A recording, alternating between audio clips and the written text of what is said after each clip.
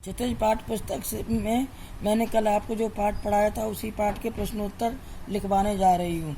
पाठ 3 प्रश्नोत्तर। नीचे लिखे काव्यांश को पढ़कर पूछे गए प्रश्नों के उत्तर लिखिए। काव्यांश। मानो सो तो वही रस खान बसों ब्रज गोकुल गांव के ग्वारन, जो पस हो तो कहा बस मेरो चरो नित नंद की धैनु मजारन, पान हो तो वही गिर को जो कियो हर छत्र पुरंदर धारन, जो खग हो तो बसेरो करो मिल कालिंदी कूल कदम्ब की डारन। प्रश्न का खंड। कवि मनुष्य के रूप में कहाँ जन्म लेना चाहता है? उत्तर। कवि मनुष्य के रूप में पुनः जन्म ब्रज और गोकुल गांव के ग्वालों के बीच में लेना चाहता है। खाखंड। रसखान जी की पशुवन में यदि जन्म मिले तो क्या इच्छा है? उत्तर। रसखान जी कहते हैं कि यदि मैं पशु के रूप में जन्म लूँ तो नित्य नंद की गायों के बीच चरूँ। गाखंड। कब रसखान की पुनः जन्म पत्थर के रूप में बनने पर क्या इच्छा है? उत्तर। कब की बस इतनी इच्छा है कि विधाता यदि मुझे पत्थर बनाए तो उसी गोवर्धन पर्वत का, जिसे ब्रज की रक्षा के लिए इंद्र के कारण कृष्ण ने छत्री की भांत उठा लिया था। घाखंड। कब की पक्षी बनने पर क्या कामना है? उत्तर। कब की कामना है कि यदि मैं पक्षी बनूं तो मेरा बसेरा यमुना के तट पर स्थित वहीं कदम का वृक्ष हो, जिसके नीचे खड़े होकर कृष्ण बंसी बजाते हैं। अणाखंड। बसो ब्रज और गोकुल गांव में किस अलंकार का प्रयोग किया गया? उत्तर। इसमें अनुप्रास अलंकार का प्रयोग किया गया है। अगला प्रश्न। ब्रजभूमि के प्रति कवि का प्रेम किन किन रूपों में अभिव्यक्त हुआ है? उत्तर। कवि की इच्छा है कि यदि वह मनुष्य जन्म पाए तो गोकुल का निवासी हो, पशु बने तो नंद की गायों के बीच में चरे, यदि पत्थर हो तो कृष्ण द्वारा उठाए गए गोवर्धन पर्वत का हो, और यदि पक्षी का जन्म पाए तो उसकी अभिलाषा यमुना के तट पर स्थित कदम्ब की डाल पर बसेरा करने की है, जिसके नीचे कृष्ण बंसी वादन करते हैं। अगला क्वेश्चन। कवि का ब्रज के वन, बाग और तालाब को निहारने के पीछे क्या कारण है? उत्तर। कवि के आराध्य देव श्री कृष्ण ब्रज में पले बड़े, वहाँ के वनों, बागों और तालाबों में उन्होंने अनेक प्रकार की लीलाएं की, इसलिए कवि भी ब्रज के वनों, बगीचों और तालाबों के पास से निहारना चाहता है। अगला क्वेश्चन। एक लोकटी और कांवरिया पर कवि सब कुछ न्यौछावर करने को क्यों तैयार है? उत्तर। वह लाठी और कंबल सामान्य लाठी कंबल नहीं है। कवि के आराध्य कृष्ण जब ग्वाले थे तो लाठी और कंबल लेकर गाय चराने जाया करते थे। उन्हें पाने का असीम सुख है। कवि उन्हें पाने के लिए संसार के सारे सुखों को न्यौछावर करने को तैयार है। अगला क्वेश्चन। सखी ने गोपी से कृष्ण का कैसा रूप धारण करने का आग्रह किया था? अपने शब्दों में वर्णन कीजिए।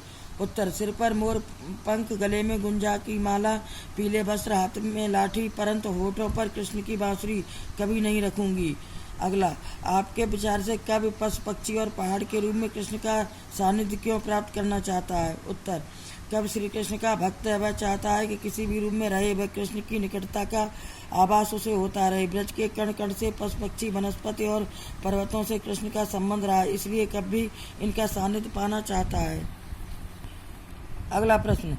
चौथे सवैये के अनुसार गोपियां अपने आप को क्यों विवश पाती हैं? उत्तर। श्री कृष्ण के मुखमंडल में अनोखा आकर्षण है, लोग उनकी ओर खिंचे चले जाते हैं। विशेषकर जब वे मुस्कुराते हैं तो गोपियों का मन बस में नहीं रह पाता, उनसे उनकी मुस्कान झेली नहीं जाती और वे विवश होकर उनकी ओर आकृष्ट हो जाती हैं। भाव स्पष्ट कीजिए।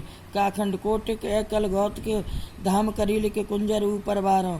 खाखंड। मायरी बा मुख की मुस्कान, समारी न जय न जय न जय। उत्तर। काखंड। प्रस्तुत पंक्ति का भाव यह है कि श्री कृष्ण के सौंदर्य के समक्ष संपूर्ण ब्रज ठगासा रह गया। वहाँ के निवासी किसी की बात को नहीं सुनते हैं।